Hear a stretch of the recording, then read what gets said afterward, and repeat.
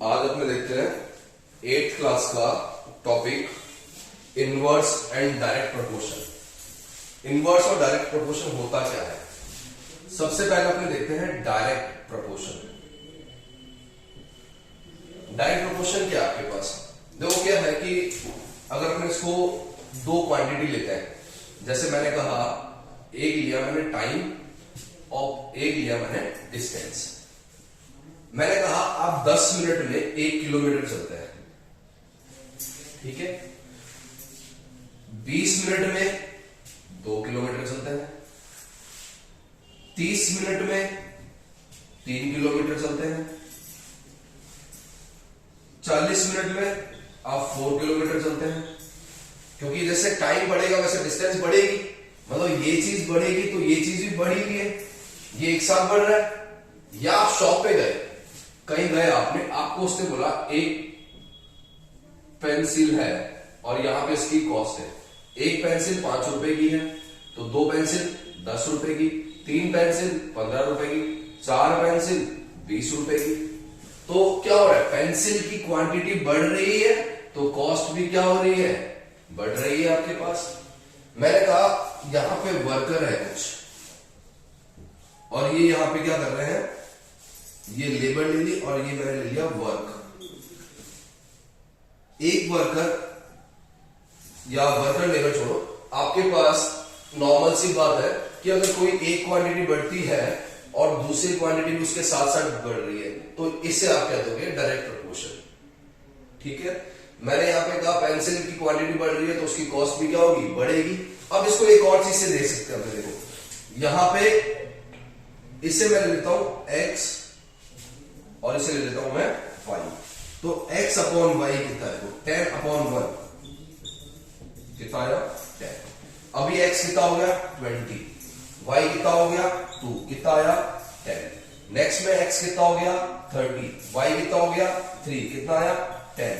Next में x कितना हो गया 4, y कितना हो गया 40, y कितना हो गया 4, कितना आया 10। मतलब x अपॉन y की वैल्यू देखो हमेशा सेम आ रही है, कांस्टेंट आ रही है। आप चाहे पेंसिल वाले में देख लो, ये x है और ये y है तो ये कितना आया 1/5। इस बार ये x है और ये कितना है y, कितना आया 1/5। इस बार ये x है और ये कितना है 15, कितना आया 1/5। ये कितना है 4 और ये कितना है 20, कितना है 1/5। डायरेक्ट प्रोपोर्शन क्या होगा, फिर से देख लेते हैं। डायरेक्ट प्रोपोर्शन का मतलब अगर एक चीज बढ़ रही है तो दूसरी भी बढ़ेगी, एक कम हो रही है तो दूसरी भी कम होगी, एक साथ वो या तो बढ़ेंगे या फिर कम हो जाएंगे, ठीक है। क्वेश्चन सॉल्व करते टाइम आपको ये कंसेप्ट यूज करना है जो हमने यहाँ पे ऑब्जर्व किया। आपने ऑब्जर्व किया कि अगर मैं ये x अपॉन y इन दोनों को डिवाइड करता हूं, इनका रेशो निकालता हूं तो सारों का रेशो क्या आ रहा है, सेम आ रहा है, एक कांस्टेंट वैल्यू आ रही है। तो डायरेक्ट प्रोपोर्शन में क्या हो जाएगा, x upon y equals to k, कोई कांस्टेंट। इसी कंसेप्ट से अपने क्वेश्चन सॉल्व करेंगे। डायरेक्ट प्रोपोर्शन में क्या होगा, x upon y equals to k। आया समझ में? क्वेश्चन देखते हैं अपने, देखो इस पे क्यों लिया मैंने ऐसा, क्योंकि आपके पास जो x और y की वैल्यू का जो रेशियो आ रहा है वो हमेशा एक कांस्टेंट वैल्यू आ रही है। आपने चेक किया था, अगर मैं इसे यहां देखूं कि x1 upon y1 equals to x2 upon y2 equals to x3 upon y3 equals to dot dot dot, क्या आ रहा है, कांस्टेंट। इसी कंसेप्ट से अपन यूज करेंगे। मुझे एक टेबल दी है x और y की, ये हो गया x, ये हो गया y। ये आपको दिया 3 अपॉन 36, फिर आपको दिया x1 अपॉन 60, फिर आपको दिया x2 अपॉन 96 और फिर आपको दिया 10 अपॉन y1, ठीक है। और आपसे क्या दिया, find the value of x1, x2 and y1। Clear यहां तक? आपसे ये पता है अगर ये डायरेक्ट प्रोपोर्शन का क्वेश्चन है तो मुझे ये पता है साहब x1 अपॉन y1, ये मेरा x1 ये मेरा y1, 3 upon 36 equals to x2 upon y2, x1 upon 60 equals to x3 upon y3, x3 upon 96 equals to 10 upon y1। यही होगा, सारे इक्वल होंगे आपके पास। मैंने वैसे ही अब इन दो को ले लिया मैंने एक बार, 3 upon 36 equals to x1 upon 60। Solve करूंगा मैं तो x1 equals to 3 into cross multiply upon 36, 12 3 जा 36, 12 5 जा 60, 3 से 3 गया तो x1 कितना आ गया मेरे पास 5। वैसे ही आप x2 निकाल लें। x2 के लिए आपके पास क्या है, आप चाहो तो इसको फिर से x2 के इक्वल रख दें तो 3 upon 36 equals to x2 upon 96 या x2 equals to 3 into 96 upon 36, 12 8 जा 12 3 जा 3 से 3 गया तो x2 कितना आ गया 8। वैसे ही आप y निकाल लें। आया समझ में?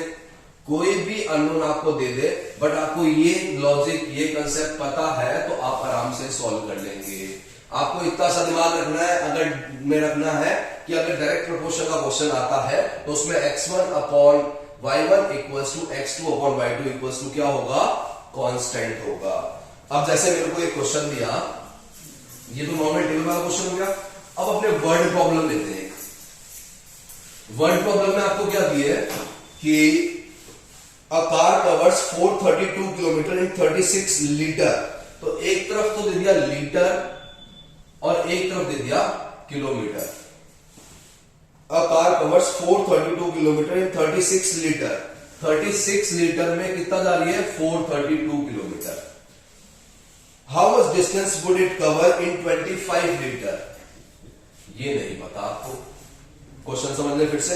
आपसे इसने कहा आप खुद है, आप गाड़ी चला रहे हैं, आप गाड़ी चलाते हैं, आपने अपनी गाड़ी में 10 लीटर पेट्रोल डलवाया तो वो गाड़ी चली मान लो 20 किलोमीटर, ठीक है। 10 लीटर में कितनी चली 20 किलोमीटर। अब आपने पेट्रोल डलवाया 5 लीटर ही, तो कॉमन सेंस लगाओ कि कितना चलेगी, कम चलेगी ज्यादा चलेगी। पेट्रोल ज्यादा तो डिस्टेंस ज्यादा, पेट्रोल कम तो डिस्टेंस भी क्या होगी, कम होगी। क्यों? क्योंकि ये डायरेक्ट प्रोपोर्शन है। डायरेक्ट प्रोपोर्शन हमेशा क्या होगा, कोई चीज बढ़ेगी तो उसके साथ वाली भी बढ़ेगी, कोई चीज कम होगी तो उसके साथ वाली भी कम होगी। क्वेश्चन सॉल्व करने का कंसेप्ट क्या होगा, x1 upon y1, x1 upon y1 equals to x2 upon y2। x1 कितना है साहब 36, y1 432, x2 25 upon y2। Solve करता हूं मैं, क्रॉस मल्टीप्लाई करूंगा तो 36 y2 इक्वल्स टू 25 इंटू 432 या y2 equals to 25 into 432 upon 36। आया समझ में कि नहीं आया?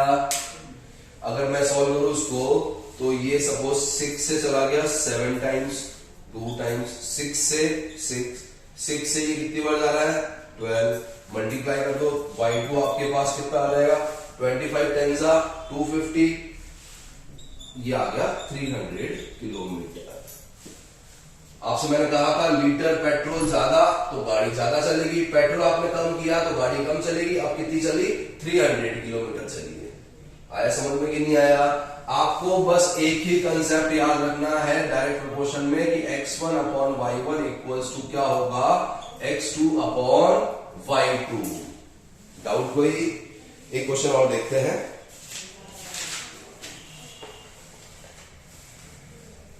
If 50 meters of cloth cost 3725। आपने कहा कि आपने कोई कपड़ा लिया कितना 50 मीटर, उसकी कॉस्ट कितनी आई 3725। ये आया मीटर और ये आ गई कॉस्ट। 50 मीटर लिया तो कॉस्टिंग आई आपके पास 3725। अब वो कह रहा है कि how much cloth can be purchase for ₹1788। अब आपको ये दे दिया और ये पूछ लिया। आप नॉर्मली कभी अपने टेलर के पास जाते हैं कपड़े सिलवाने के लिए तो वो कहता है कि मार्केट से ले आओ कपड़े। आप जब कपड़ा लेने जाते हो तो 3 मीटर कपड़ा का अगर आपको कहा उसने कि यार 100 रुपए लगेंगे, आपने कहा यार एक काम कर 3 मीटर और दे दे, तो आपने कपड़ा बढ़ा दिया, कपड़ा जैसे ही बढ़ाया आपने तो कॉस्ट क्या वो आपसे कम लेगा? नहीं, तो 100 रुपए तो पहले ले रहा था, अब क्या लेगा? कपड़ा बढ़ाया तो कॉस्ट भी क्या बढ़ जाएगी। यही होता है डायरेक्ट प्रपोर्शन, कि आपने एक चीज बढ़ानी है तो दूसरी चीज अपने आप बढ़ जानी है। तो यहां पे उसने कहा 50 मीटर का कितना कॉस्ट है? 3725। कितना कपड़ा मिलेगा जब वो कितना पे करेगा? 1788। ठीक है, आपको क्या करना है, आपको हमेशा दो चीजें रख देनी है जो क्वेश्चन में देगा, जैसे यहाँ पे मीटर और कॉस्ट आ गई। उसके बाद आपको पता है ये डायरेक्ट प्रोपोर्शन है, तो आप आंख बंद करके एक कंसेप्ट लगाते हैं, कौन सा? x1 upon y1 equals to x2 upon y2। x1 कितना है? 50, 50 upon 3725 equals to x2 upon 1788। x2 find करना है, ये यहां पड़ा रहेगा, क्रॉस मल्टीप्लाई कर ले, x2 equals to 50 into 1788 upon 3725।